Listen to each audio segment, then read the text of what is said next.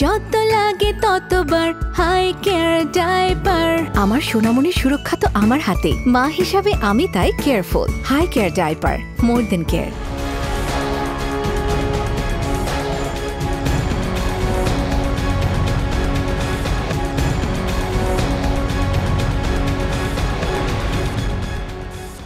চব্বিশের গণঅভ্যুত্থানে শত শত ছাত্র জনতাকে হত্যার নির্দেশদাতা ক্ষমতাচ্যুত প্রধানমন্ত্রী শেখ হাসিনাকে মৃত্যুদণ্ড দিয়েছে আন্তর্জাতিক অপরাধ ট্রাইব্যুনাল। একই সাজা হয়েছে সাবেক স্বরাষ্ট্রমন্ত্রী আসাদুজ্জামান খান কামালেরও। আরেক আসামি পুলিশের সাবেক আইজিপি রাজসাক্ষী হয় 5 বছর কারাদণ্ড দেওয়া হয়েছে তাকে। এ সম্পর্কে সাধারণ মানুষের প্রতিক্রিয়া শুনব আজকের পর্বে। হাইকেয়ার ডাইপার নিবেদিত এটিএন নিউজের নিয়মিত আয়োজন আমাদের কথা অনুষ্ঠানে স্বাগত জানাচ্ছি আমি শেখর আজাদ। সাধারণ মানুষের প্রতিক্রিয়া শুনব, তার আগে চলুন দেখে আসি এটিএন নিউজে প্রচারিত এ সম্পর্কিত একটি প্রতিবেদন।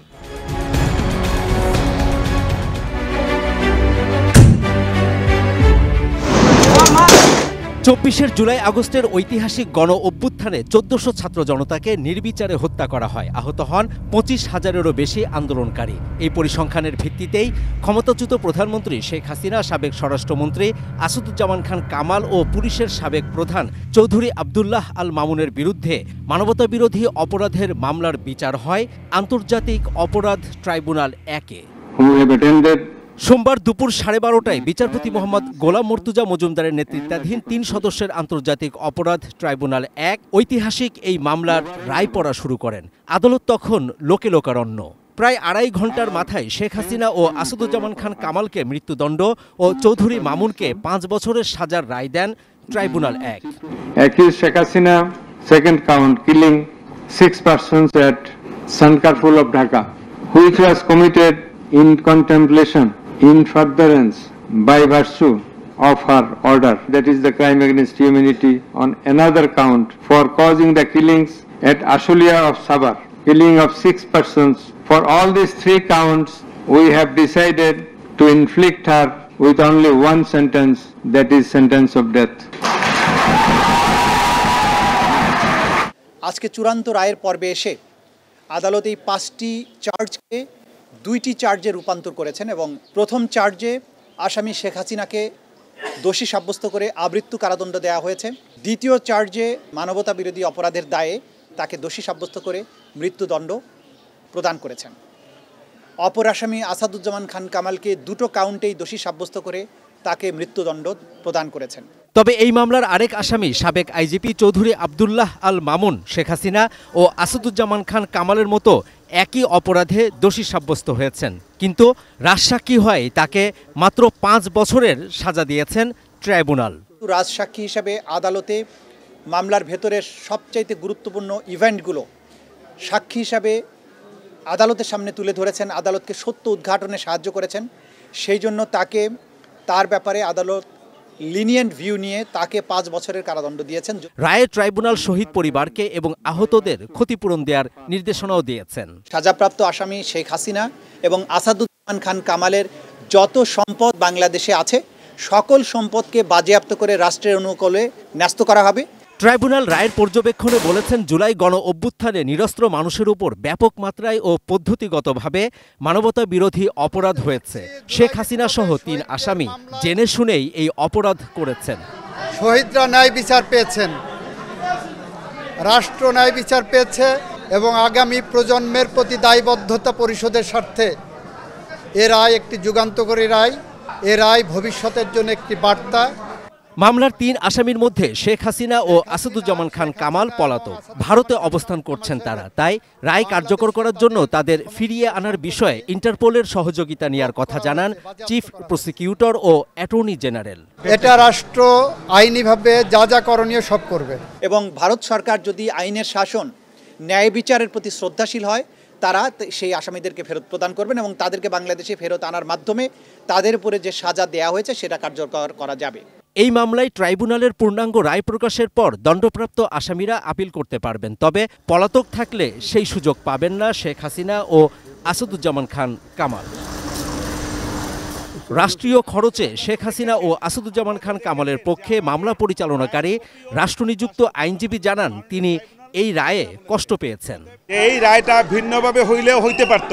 আমি ক্ষুব্ধ, আমি আমার ভিতরে কষ্ট লালন করতেছি, আমি এর বাইরে আমার কিছু বক্তব্য নেই। টানা ১.৫ দশকেরও বেশি ক্ষমতায় থাকা সাবেক প্রধানমন্ত্রী রোহিঙ্গাদের আশ্রয় দিয়ে তার দলের পক্ষ থেকে মানবতার মা উপাধি পেয়েছিলেন, কিন্তু সেই শেখ হাসিনাই নিজ দেশের ১৪০০ ছাত্র জনতাকে হত্যার প্রধান নির্দেশদাতা হিসেবে মৃত্যুদণ্ডের সাজা পেলেন।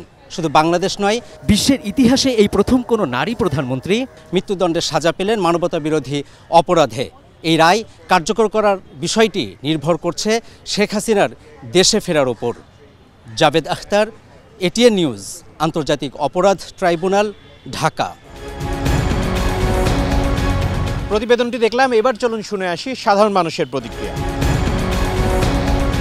জুলাই আগস্টের ওই পুরো সময়টা, আন্দোলনের পুরো সময়টায় যে পরিমাণ মেসাগার চালানো হয়েছে দেশব্যাপী, আসলে ওইটার তুলনায় এই শাস্তিটা আসলে কিছুই না। হাসিনাকে যদি আমরা ১০০ বারও আসলে ফাঁসি দেওয়া হয় তাহলে আসলে সেটা ক্ষতিপূরণ সম্ভব না। আসলে দেশে যে পরিমাণ ক্ষয়ক্ষতি হয়েছে বা লাইফ লস হয়েছে, তো যা রায় হয়েছে আদালতের খুবই স্বচ্ছ প্রক্রিয়ায়, এই ব্যাপারে আমরা খুশি। আমরা চাই সামনে এটার প্রপার বাস্তবায়ন হোক।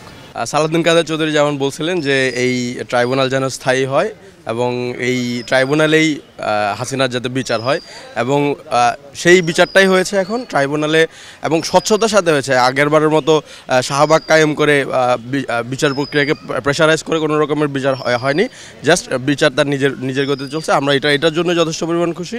আমরা দেখেছি পুরো রায়টা টেলিভিশনে লাইভ দেখানো হয়েছে, তো এখানে স্বচ্ছতার জন্য আমি বলবো যে এখানে লাইভ দেখানো হয়েছে, তো পুরো দেশবাসী কেন পুরো বিশ্ববাসী দেখেছে যে বিচারটা কতটুকু যুক্তিযুক্ত। আমার প্রতিক্রিয়া হবে যে বাংলাদেশ ভারতের মধ্যে যেই বন্দি বিনিময় একটা চুক্তি আছে, সেই চুক্তির আওতায় যদি তাকে দেশে আনা যায় এবং তার যদি নিজের পক্ষে কিছু বলার থাকে, সে যেন আদালতে সেটা ফেস করে। মানবতা বিরোধী অপরাধে শেখ হাসিনা ও আসাদুজ্জামান খান কামালের মৃত্যুদণ্ড দিয়েছে আন্তর্জাতিক অপরাধ ট্রাইব্যুনাল। এ বিষয়ে সাধারণ মানুষের মতামত জানবো। আমি শিহাব খান, গাজীপুরের শ্রীপুর থেকে নিয়ে যাচ্ছি সাধারণ মানুষের কাছে।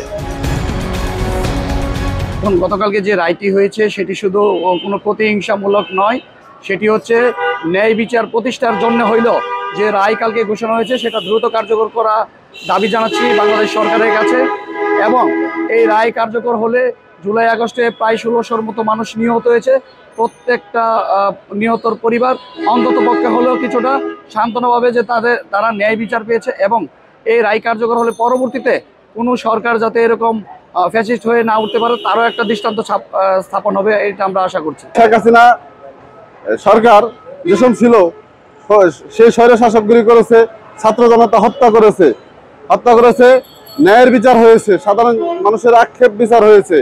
সাধারণ মানুষ আস্থা রাখে যে দেশে কোনোদিন স্বৈর শাসক হলে স্বৈর শাসকের রক্ষা নাই। গতকালকে শেখ হাসিনার বিরুদ্ধে যে ফাঁসির রায় ঘোষণা করা হয়েছে, আমাদের দাবি সরকারের কাছে ইন্টারপোলের মাধ্যমে যেন তাকে দ্রুত দেশে ফিরে এনে ফাঁসির রায় কার্যকর করা হয়। দর্শক, এই ছিল হাইকেয়ার ডাইপার নিবেদিত এটিএন নিউজের নিয়মিত আয়োজন আমাদের কথা অনুষ্ঠানের আজকের পর্বে। পরবর্তী পর্বে আবারও দেখা হবে। সেই পর্যন্ত ভালো থাকবেন, সুস্থ থাকবেন, এটিএন নিউজের সাথেই থাকবেন।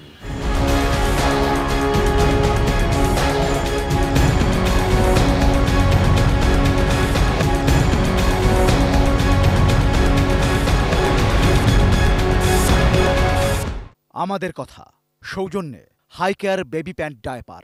যত লাগে ততবার হাইকেয়ার ডায়পার। আমার সোনামণির সুরক্ষা তো আমার হাতে, মা হিসাবে আমি তাই কেয়ারফুল। হাইকেয়ার ডায়পার, মোর দেন কেয়ার।